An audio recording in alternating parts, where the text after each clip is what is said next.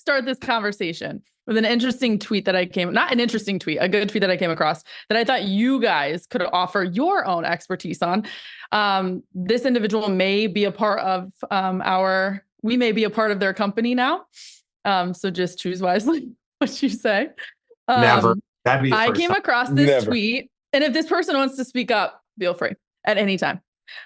Shout out everyone who is still waiting to find out if Luka impacts winning.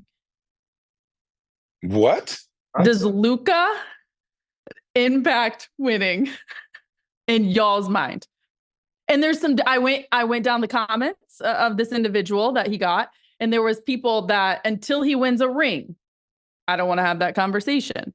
Then hold up now. This is I believe this is, by the way, exclude 90% of the new guys. I just want your take on Luka impacting winning. And by the way, I believe from what I'm seeing, this person is a Dallas fan. He is a Luka fan. Who said this? Y'all are really going to make me chime in on this podcast, really? Yes, I'm going to make you chime in on the podcast. Was I correct, Jason? You are a Dallas fan? Yeah. Here. Well, I mean, okay. If I could just clarify a couple things. Last week, okay, here we go. Last week, a publication said some stuff that hit Dallas people a little off, which was basically, why doesn't Luka's impact affect the on-off numbers? And it was sort of like, does he really impact winning? And that's been a thing that people have said to sort of discredit his MVP case, his on-off numbers. They were really obsessed with his on-off numbers.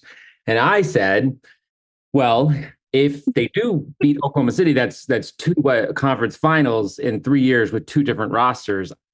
At a certain point, I don't really care about the on-off numbers. But that was my take. You guys discuss. I hate that I had to show my face. Goodbye. No, dude, this is great. You're the best. I love it. I think it's awesome because I have enjoyed and thoroughly loved watching Luka play basketball, and I would. There are things that annoy me about him, right? There are things that I'm like, all right, we could probably say that about anyone in the league. Right, totally. Yes. Luka affects winning, I think, individually as a young star. Top two.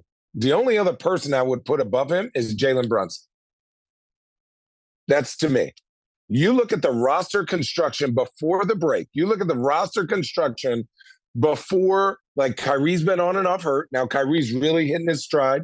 But, like, this team was severely under put together. There are big holes that Luka has said, you know what? Don't worry. I don't need a true big man who's a lobster. I'll take care of it, right? Give me Dwight Powell. We're going to win.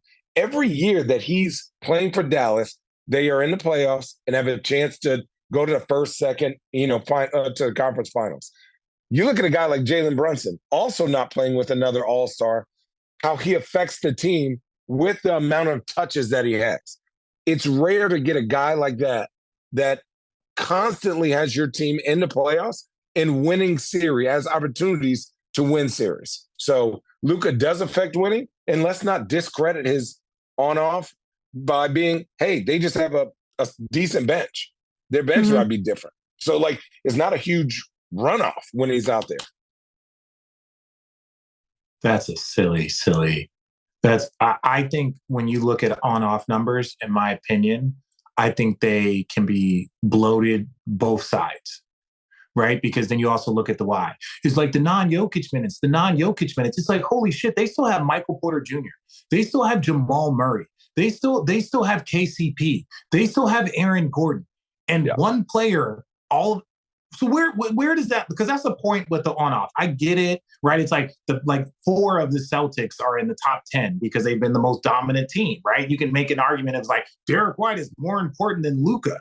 And it's like, because his on-off numbers. And Derek White is like, I think he's top 5. But my point is this. How is it that a team with all of that ancillary talent around Jokic, the minute he goes out the game, and I know there's lineups, but you're saying a lineup of Jamal Murray, KCP, Aaron Gordon, like these guys, all of a sudden it's just like this huge gap in the on-off.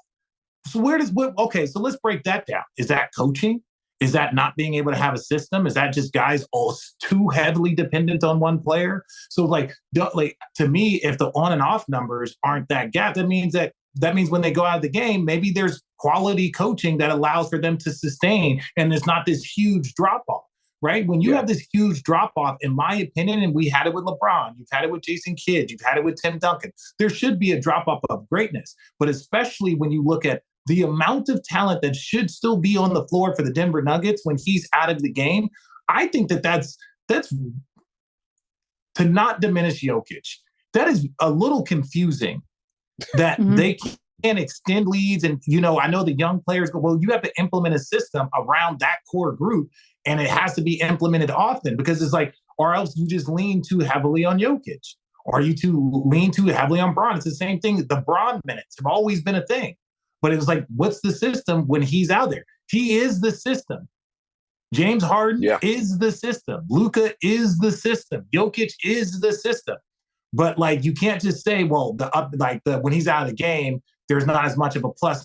Man, miss me with that. Miss me with a guy that's an entire ecosystem of scoring and assisting.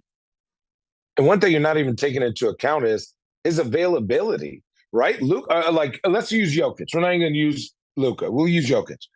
Jokic plays 75 plus games a year, playing 35 plus minutes. So those little, 13 minutes, maybe. What are you going to teach? What system are you going to spend time to teach for 13 on-off minutes? That's 6 minutes a half. So for those 6 minutes a half, you're going to create a whole new system for one guy that may or may not even get those 13 to 14 minutes. You know what those minutes are? Jamal, set screens for Jamal, go shoot until Jokic comes back in the game. Go set pin downs for MPJ. And don't give up this lead, or make sure that it stays the same. When he comes back in, we'll win the game. I mean, it's you can't do too much. Sometimes keeping it simple is the right thing. I knew you guys knew what you were talking about, so I thought it'd be a great conversation. He's also averaging 23, 10, and 7 in this series in 3 games, and barely playing on like one leg. I will follow this up, Channing, from what you said too, in terms of like recognizing those that he has around him, and it's okay, don't discredit that, etc. Because Kyrie had the quote, he used his voice very well tonight. He said of Doncic after Saturday's victory, you could tell he wanted to win, and that's what we need from Luka. For us, it's just continuing to feed him that energy that he can trust who he's around, and he can trust that when that ball leaves his hands, other good things are going to happen. No matter if he scores or not, our team is going to win. Dude, so PJ Washington, dude, how did Nico not get GM of the year is crazy. Because he's been patient, and now he goes, dude, give me him. I know exactly what I need.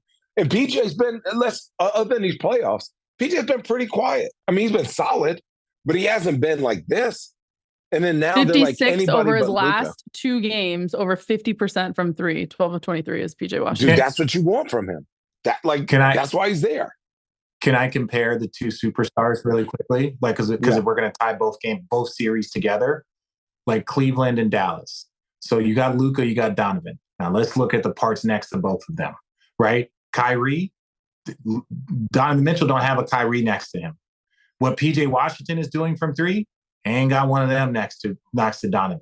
So I'm saying it's like, the elevation of your stars is often who you got around them that can step up in those moments. Right. So PJ Washington is stepping up in these moments. Huge. Right now, Cleveland doesn't have a guy that's stepping up in those moments next to them. So that's and PJ Washington on any given night is their 4th most important player. He's the Karis LeVert on their team. Right. Yeah. He's the Karis LeVert on their team. If Karis LeVert had that stretch, it would be 2-2 right now. Yeah. Right. That's what I'm saying. If you go look at PJ Washington's season average, you go look at Karis LeVert's season average. They're probably very similar, between 10 and 14 points a game, 15 points a game, somewhere between there. And to have drop-offs and elevations, that's what the playoffs are about. Which superstar is going to play at their level a little bit higher and hit the big plays in the big moments, Jamal Murray hitting game winners, stuff like that. And then which players around them, not superstars, are going to elevate their game. So that's where I'm like, the Cavs, do they have a chance? But they're going to need people to be like PJ Washington. They're going to need people to be like Kyrie around Donovan. Because Donovan is playing as well as any superstar in this league right now, currently. His numbers individually are as good as anybody. But he might in my opinion, have had the most inconsistent supporting cast of all the teams left.